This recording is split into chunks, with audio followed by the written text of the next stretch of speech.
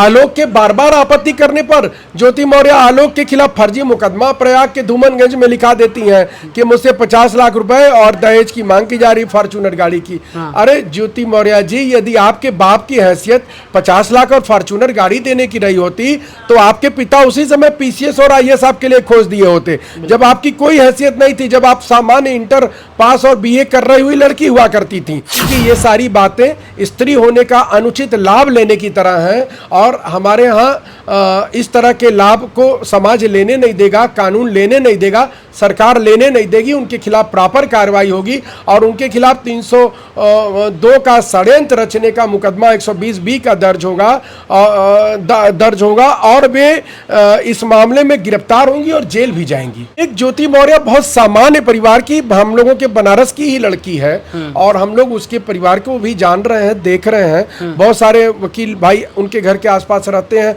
हम लोग उनकी घर की परिस्थितियों से भी वर्तमान समय में वाकिफ हैं। और 10 साल पहले तो सामान्य परिवार था, सामान्य परिस्थितियां थी और उनके पिताजी एक छोटा सा व्यापार करते थे जिससे अपने बच्चों का पालन पोषण करते थे। अच्छा। और उसी गरीबी के हाल में उन्होंने ज्योति मौर्य की शादी आलोक मौर्य से की और आलोक मौर्य उस समय बहुत स्टेब्लिश थे, सरकारी कर्मचारी थे, उनके पिता सरकारी कर्मचारी थे, उनके बड़े भाई, उनकी भाभी, सारे लोग सरकारी कर्मचारी थे जी।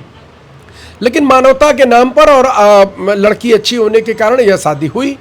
और जब लड़की यहाँ ज्योति मौर्य ससुराल जाती है तो चूंकि आलोक के पिता एक शिक्षक हैं और उनका चरित्र शिक्षक का है, बच्चों को पढ़ाने लिखाने का है, बच्चों की पढ़ाई में सहयोग करने का है, तो वह निवेदन करती हैं अपने ससुर जी से कि बाबूजी मैं पढ़ना चाहती हूँ। और उनके निवेदन पर आलोक के पिता तैयार होते हैं और उनकी पढ़ाई लिखाई की व्यवस्था कराते हैं। जब वह कोचिंग में पढ़ने की तैयारी करने का निवेदन करती हैं तो आलोक अपने पिता के साथ उनको ले जाकर के इलाहाबाद में एडमिशन कराते हैं कोचिंग में और कोचिंग की फीस से लेकर के राशन पानी से लेकर सारी व्यवस्थाएं करते हैं। आलोक के पूरे परिवार का सारा सहयोग रहता है ज्योति के एसडीएम बनने की तैयारी में। यह ठीक बात है कि ज्योति तैयारी खुद से करती हैं, लेकिन सारा सहयोग, सारी व्यवस्थाएं आलोक के परिवार के द्वारा दी जाती है, सारे संसाधन दिए जाते हैं। और जब वो एसडीएम होती हैं तो पूरे परिवार में खुशियां आती हैं कि हमारे परिवार में कोई एसडीएम हो गया। कुछ सालों के बाद पता चलता है आलोक को कि ज्योति मौर्य किसी और के साथ अफेयर में है और उसके साथ संबंध में है और आलोक के साथ उनके विवाद शुरू होते हैं इस विषय को लेकर के। आलोक के बार बार आपत्ति करने पर ज्योति मौर्य आलोक के खिलाफ फर्जी मुकदमा प्रयाग के धूमनगंज में लिखा देती हैं कि मुझसे 50 लाख रुपए और दहेज की मांग की जा रही फॉर्च्यूनर गाड़ी की। अरे ज्योति मौर्य जी, यदि आपके बाप की हैसियत 50 लाख और फॉर्च्यूनर गाड़ी देने की रही होती तो आपके पिता उसी समय पीसीएस और आईएएस आपके लिए खोज दिए होते, जब आपकी कोई हैसियत नहीं थी, जब आप सामान्य इंटर पास और बीए कर रही हुई लड़की हुआ करती थी। तो आपने जिस प्रकार का अपराध किया है, नैतिकता का हनन किया है और लाखों करोड़ों बहनों और बेटियों के सपनों की हत्या की है। जो बच्चियां शादी के बाद पढ़ना चाह रही थी, जो बहन बेटियां शादी के बाद पढ़ना चाह रही थी, अब उनके ससुर, उनके पति उनको नहीं पढ़ा रहे हैं। समाज में गलत तरीके का स्टैंड सेटअप हुआ है।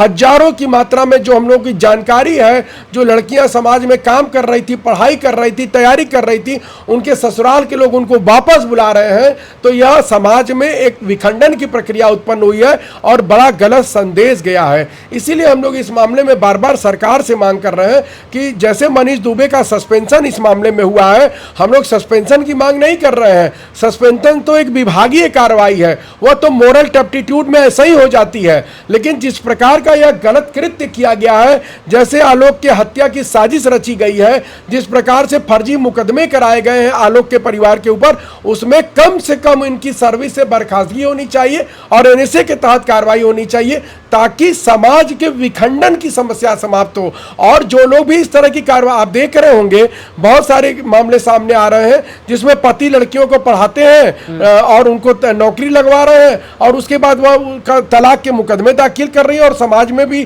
कह रही है कि नहीं हमारे खिलाफ अत्याचार हो रहा था। तो जो इस तरह का स्टैंड क्रिएट हुआ है वह बंद होना चाहिए। समाज में एक संदेश जाना चाहिए कि नहीं, आप स्त्री हैं तो आपको भारतीय संविधान के आर्टिकल 14 में समता का अधिकार तब तक है जब तक कि आपके साथ अत्याचार नहीं हो रहा हो। अगर आप सही हैं तो आप किसी के साथ अत्याचार कर रही हैं तो समता का अधिकार आर्टिकल 14 उस व्यक्ति के साथ लागू होता है जिसके साथ अत्याचार हो रहा है। ज्योति मौर्य और मनीष दुबे के खिलाफ प्रॉपर कार्रवाई होनी चाहिए और दोनों का टर्मिनेशन होना चाहिए, ऐसी हम लोगों की मांग है। सर, जब ज्योति मौर्य ये कहती हैं कि मैं शादी के मतलब काफ़ी टाइम से परेशान थी इनसे और दहेज ये उसी टाइम मांग रहे थे, तो लोग ये सवाल कर रहे हैं कि जब आप शादी 9 साल हो गया तो अभी आपने क्यों मुकदमा दायर किया? जब शादी के टाइम से ही हम आपको परेशान किए थे, दहेज मांगते थे, तो आपने उस टाइम क्यों नहीं मुकदमा किए? इस खबर को कैसे आप देखते हैं? देखिए, जब ज्योति का सिलेक्शन हुआ तो ज्योति ने कई अखबारों में बयान भी दिया था, आप लोग देखेंगे सब जगह वायरल है। तो उसमें भी यही था कि ज्योति ने अपने ससुर और अपने पति को बहुत बहुत थैंक्स कहा था और उन्होंने यह बात अपने बयानों में कही थी कि अगर मेरे पति और ससुर मुझे सहयोग न करते, मुझे साधन और संसाधन उपलब्ध न कराते तो मैं SDM के पद पर चयनित नहीं हो पाती। अब उनकी ये सारी बातें स्त्री होने का अनुचित लाभ लेने की तरह हैं और हमारे यहाँ इस तरह के लाभ को समाज लेने नहीं देगा, कानून लेने नहीं देगा, सरकार लेने नहीं देगी। उनके खिलाफ प्रॉपर कार्रवाई होगी और उनके खिलाफ 302 का षड्यंत्र रचने का मुकदमा 120B का दर्ज होगा और वे इस मामले में गिरफ्तार होंगी और जेल भी जाएंगी। और जिस प्रकार से उन्होंने अपने पदीय कर्तव्यों का दुरुपयोग करके फर्जी मुकदमे कराए हैं, उसमें उनके खिलाफ कार्रवाई होगी और उनको अपने पदीय कर्तव्यों का दुरुपयोग करने का दोषी माना जाएगा और उनके खिलाफ प्रॉपर सरकार कार्रवाई करेगी, ऐसा हम लोगों को विश्वास है।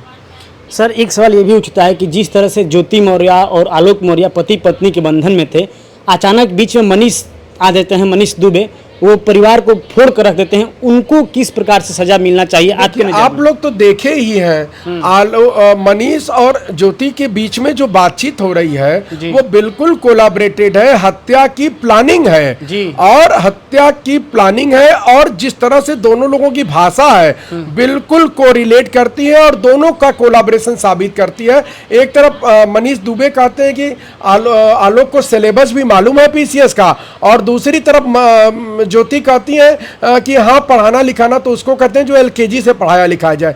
वो मुझे LKG से पढ़ाए हैं। अरे LKG से तो आपके पिता आपको पढ़ाए थे, तभी ना शादी हुई कि LKG में ही आपकी शादी हो गई थी। तो कुल मिला जुला के इन लोगों का दोनों का कोलैबोरेशन है, दोनों के खिलाफ सरकार को प्रॉपर कार्रवाई करनी चाहिए, नहीं तो जो आदर्श सेट होगा वो समाज के लिए खतरनाक होगा और उससे लाखों करोड़ों बहनों बेटियों के अधिकारों की हत्या होगी और समाज में गलत संदेश जाएगा। बिल्कुल, समाज में गलत संदेश जा भी रहा है। काफ़ी खबर ये भी आ रही है कि जो लोग पढ़ा रहे थे अपनी बीवी को, उन्होंने घर बुला लिया। इस बीच एक नारा काफ़ी तेज़ी से वायरल हो रहा है, 2 वाक्य लिखा गया है कि मोदी जी ने ये बोला है, हमारे सरकार ने ये बोला है कि बेटी पढ़ाओ, बेटी बचाओ, बीवी मत पढ़ाओ। इसको किस नज़रिए से देखते हैं? देखिए, यह इससे एक कदम और बढ़ के है।